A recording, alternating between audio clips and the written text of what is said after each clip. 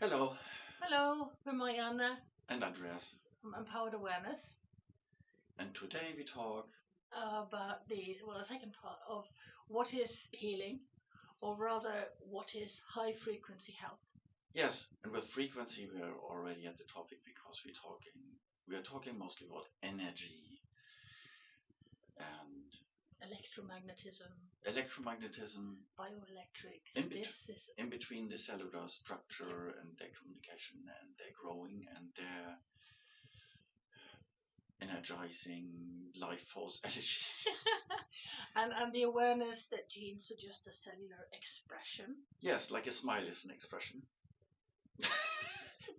Can be either an It can expression it can of be happiness or something else. mm, So, yes, and it's just an expression, and that's basically life is throwing all these things back at us, and it's all about energy, and our thoughts are also energy. You can measure them, and these days the scientific equipment to measure thoughts and all the energies of your body doesn't even have to touch you. Like if everybody's no, seeing the pictures of electrodes on the head and measurements, but now they're kind of out here or even further, yes, and it measures very accurately, and it's used within um, medicine. yes, and of course, Medicine can everyone describe. knows nowadays, I think, that you can also measure what's emotionally going on in a living being, including humans. So they measure even plants nowadays. This is true. They've been measuring plants for a long Yes, time. and they make it some sounds, and kind of sounds like music really. I don't know what I should think about that or can think about it. I wasn't so much. Well, I know that You told me about these time. mushrooms that they put some, and I thought, ooh, but then they're poking them, so mushrooms are harmed, and he's really.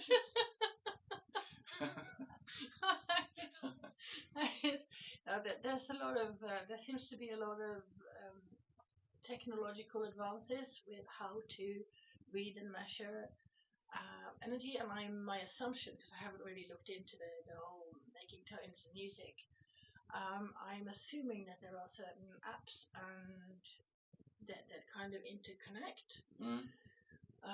I'm not sure about how it interconnects because it has to have the perfect frequency. Yeah. So it but that's depends who's only made it. Right? that's only one aspect of it. Our cellular structure is maybe a little bit more complicated than or just a little that of a mushroom or a potato. Even with a potato or with a lemon, you can measure basically electricity when you put some anode and cathode into it, and again poking them. So you put lemon. yeah, however, well, when thoughts and emotions, like energy emotions, when they are energies, well, what kind of impact might they have on our health? So I think, and I experienced that they have quite, and probably you did experience that too. They have quite a profound impact on our health. So, and I think all of us have very good examples for that. Yeah. I think I mean, you can if you become when you become aware of it and you view what's going on, or I mean, we've both been therapists for decades. Yeah. So, and healers, literally from birth. So Yeah, everyone who actually decides to heal is also a healer. That's true, and that's why we also really wanted to stress that the outside of yourself healing has to have an activation on the inside. So even if you go and see somebody and they put their hands on you, you are the main healer in that room. Or if you are the healer who puts your hands on, you're the person, client, the individual, animal or human that you put your hands on is the main healer in that room. All that you can do as a therapist is direct the energy when you feel it and know it. And that has had many levels of how it works, but really, for some time now, it's been that it has to have a very, very precise choice inside the person who's receiving. And they also have to have a very precise choice in what they choose for their health. Yes, and also people can have their own tools for their own health and healing procedures. They can heal their thoughts. For example, positive or negative thinking makes a difference. I mean, it's either life-affirming thoughts, right, about beautiful birds outside because it's spring again and the flowers are popping out, and you can look at these things and pay your attention to that. Or thoughts can be low frequency and rather destructive, and there's just too much of that. So yes, and they can also harm people. Yeah. Some of this you can read in the newspaper, I promise. Oh yeah, it's getting there. Although news, is it really news? No, it's old and it's just stories basically. So I think the best thing that happens to it is we can recycle toilet paper. Sorry. Sometimes maybe depends on the chemicals they have in these newspapers. Yeah. So we can't be sure what that means. No, but you're the one. I mean, like, this is my body. This is somebody else's body, and you're in your body right now, right? So there's no way that any other person can sit on your shoulder or literally force you to eat something, drink something, smell something on your skin. All of those choices. Yes, they can't. In every way, they're yours. Yeah. They're yours and yours alone. So, yeah, you can own them, or you can reject thoughts or beliefs or whatever. Beliefs are just a thought pattern.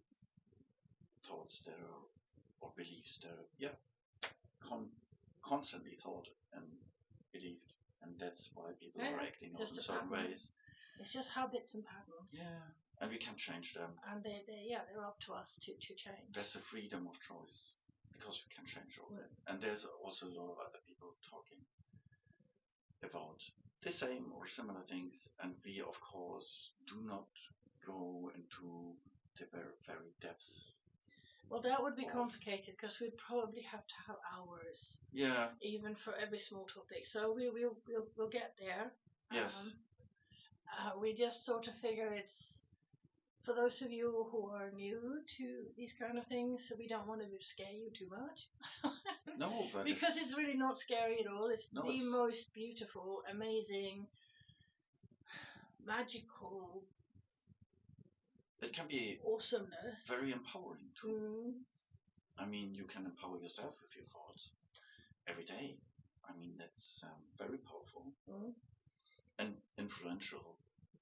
I think you don't need influencers for that. Most importantly, and this is also getting quite known out there now, that you can support your healing of your body or the regeneration of your body with your thoughts. Yes. And it's directly proven that a good, warm, high frequency thought, or whatever you let spin, or a positive book that's making your heart sing, or music that lifts your spirit, or I would say movies, but that's like appreciation. I mean, that's like I saw recently a little video that basically said just 10 minutes of appreciative thoughts a day can change everything for you energetically. Also, your measurable, like your whole metabolism, your whole system, basically. So that has physically an impact on you when you're spending time on that. Just 10 minutes a day or 15. Maybe it can be even 20 or half an hour. And it has not to be meditating. Breathing helps though. I mean, conscious breathing. Conscious breathing. Yes, I'm very much into the that. way in of the life force. Yeah. Life power. Yeah. We do that all the day anyway, so we might as well consciously do it. Right? Because it can affect many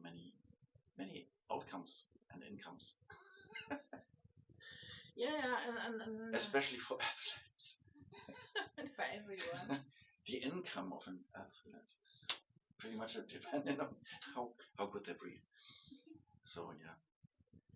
But the thing is, the wealth of absolutely every single person is dependent on really how they breathe, how they think, and how they feel.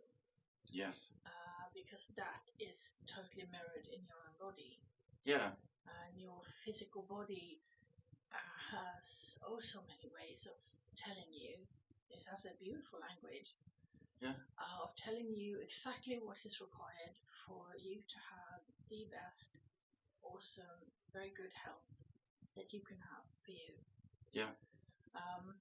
If that isn't happening, then in one way or another, and I'm going to say we, because I was there too, I was part of a lot of habits and ways and whatever that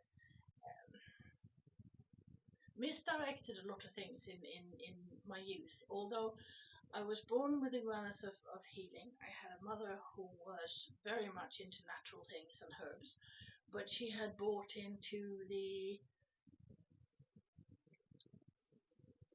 less fat and the no salt, the change something for some chemical in a product and let's make say it easier. She was more like a nutritional extremist. She was either like super healthy and we grew all our own stuff, or it was like certain things that had got fear inside her, and that was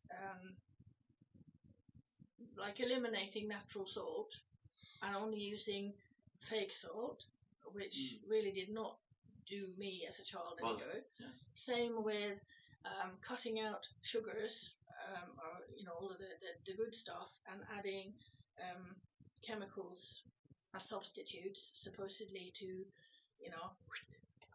all the sweetness. All the sweetness, yeah. I mean, basically every female that I know, including my mother and others, had issues with their weight and their size and whatever else, even though they weren't big. Right, the first time I was taken to well, let's not name them, but a weight loss big group. I was very stressful. I assume 8 years old, and I wasn't big. I really wasn't big at all. I was healthy, active, and whatever else. Pretty much of and an all indoctrination. Of these, all of these different things comes to a lot of us, not just women, but men too, all the way through. And it depends on what your parents, what your grandparents, it goes back. And then at some point back there, you actually find real health and real food and not too many chemicals, and all of the stuff that we are coming back to.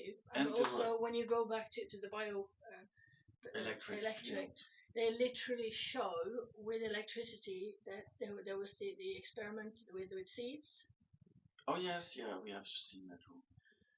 When you put seeds into a certain Faraday cage, basically a static electricity field, you can have certain outcomes. Yeah, they basically they did that in the 70s.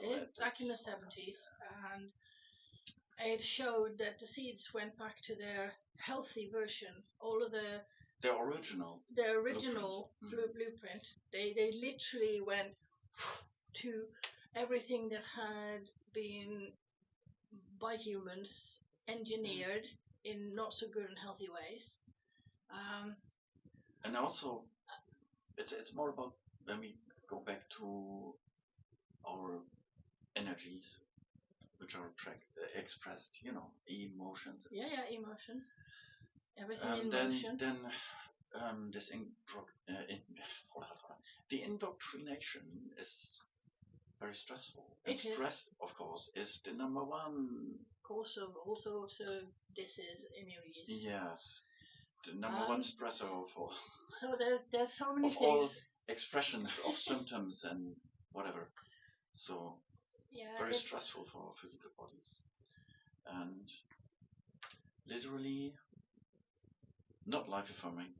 No, I mean, which is why it's important for us individually to choose life-affirming, make life-affirming choices for ourselves, and share that as much as possible. Which is what we're decided to do with a lot of our knowledge, because we have so much tools, and we have the tools, and everything that we do ourselves. We live this.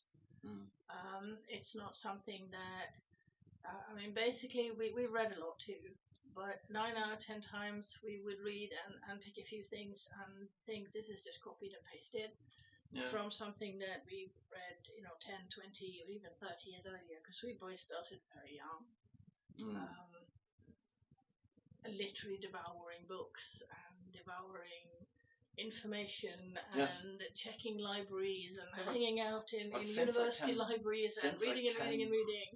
Since I can remember, I actually also questioned everything that I read about, because there was more questions popping up, and it was very provocative for many of the so-called adults around me, because they didn't have answers to it. Also teachers and your professors at university. Teachers was... actually, you were quite lucky. Teachers were getting very angry about my questions. I don't know why. Well, the thing is, when you see something that is, say, like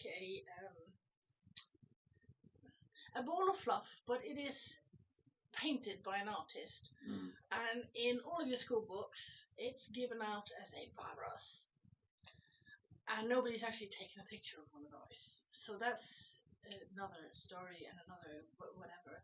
But more importantly, it is to focus on all of your... The most important is actually life-affirming thinking choices. And there's a lot of fear porn out there, like every day. I call it fear porn because it's some people might be addicted to it or something like that. And there's a lot of trauma, drama, karma around that, and belief systems, and mass, and different opinions, and righteousness, and all sorts of other stuff that gets in the way, all the chaos. Yes, and whilst really we can simplify our lives with keeping our heads and our thoughts out of this kind of chaos and the indoctrination and the media consumption and the fear porn and all these kind of not really life-affirming choices. It is important to choose things that actually makes you feel good. Yes, and also not the fake feel good, like that you were taught when you were little, that there you're a good girl or you're a good boy and here's a chocolate bar, or some other chemically laden something. Yeah, well, hyper-processed foods, they're certainly not. They're not the answer. No, and it's really. But it's not that can't be your treat and your joy. I mean, for instance, after Andreas came into my life, I had some severe reactions to combinations of food, medication, and a massive amount of stress from certain situations in my past. That's a long time ago. Before. And I literally put on more than 3 times my body weight in less than 6 months. And with that, I turned into a nutritionist. I turned into a yoga teacher. I turned into you name it. I've got advanced burn certificates. I've got so many certificates and all of that. Master level healers on whatever to find out just that pick of what I wasn't doing right, because I was eating like a bird and doing everything right according to the books, but my stress levels were massive, right? And I hadn't actually had chocolate for nearly 25 years when Andreas came into my life, and took one look at what I was eating and said, I can't eat that. No. And I said, I want chocolate. No, I didn't. No, he didn't. He said, let me cook. He said, let me cook for a month and I'll show you. And then he started in the kitchen, and I was watching all these oils and all what I was taught was fat, and even my, full diploma in nutrition had it all down as wrong. Mm. But then it turned out that it was the diplomas in nutrition and whatever that was wrong, because it was bought and the courses that are mainly bought and paid for by either the sugar industry, the chemical industry, the medical industry, or whatever else. So there is a major bias in pretty much everything out there, and there is a massive requirement for truth and truthing, which is one of our big, teaching yourself and knowing how to feel and be aware of truth. Of your personal truth. Individual truth. Actually. But also, like when you're looking at something, or you're in a supermarket and you're picking up a product, whether this is truthful and good for you, you can feel it. It's just the ways of feeling it and knowing it. Yeah, energetically. Or you really do it with a research. Yes, and don't forget the enhancement glass, because it's so tinky. Oh yeah. It's like not even the camera on the phone can do it sometimes. You really have to have because it's blurry. Maybe a microscope would be better. Yeah. The writing is so dinky. If it's got that dinky writing, don't buy it and don't eat it. If it's more than simple. The rule of thumb is basically if it has more than 3 or 4 maximum, I think maximum 5 ingredients, don't buy it. Just we basically make pretty much most things ourselves anyway. Yeah, nice chocolate. Really. Yeah, that's what I was saying. You can't take it anywhere else because it would does melt rather fast. You have to have a cooling, or a fridge. But it's amazing, and you can put whatever you want that's good for you in there. Yeah. And literally, I have pretty much had that every day since, and with that I've lost a lot of weight, like somewhere between 20 and 23, 24 stone, which is 100. I'm not so good with the I should know the kilos and whatever. It's a bit between 120 and 150 something kilos or more. Yes. And more than 300. Of course, overnight. Yeah, it's on our website, so you can check out the lower count there. Yes, we're also planning on more detailed videos, of course, than the public videos, where we talk more about other details and things. Yeah. Also about things that will probably our be on our subscribe. Followers, viewers, or listeners want to talk us. Yes, so we're encouraging you to in the comments and say what topic is important to you in the scheme of healing and high frequency health. And high frequency and low frequency is also like high frequency, for example, is emotionally love, appreciation, and low frequency is peace, joy. No, low frequency is not peace, low joy. Frequency is the opposite. The point. Low frequency is more like anger, fear, stress. Yeah, stress equals fear, so it's pretty much also processable in a positive way. So it just disappears. Also, grief and sadness. No, I had a lot of that back when you went. When you hold on to grief and sadness, and you think you're dealing with it. Yeah. Bearing in mind, I was also a therapist, so I was dealing with my stuff really well, I thought. And then there's all the underlying things. So, although there's a lot of people who seem to have forgotten just how it's really feeling when you're healthy and happy and joyful and you bounce out of bed every day. And it's really, really good to remember.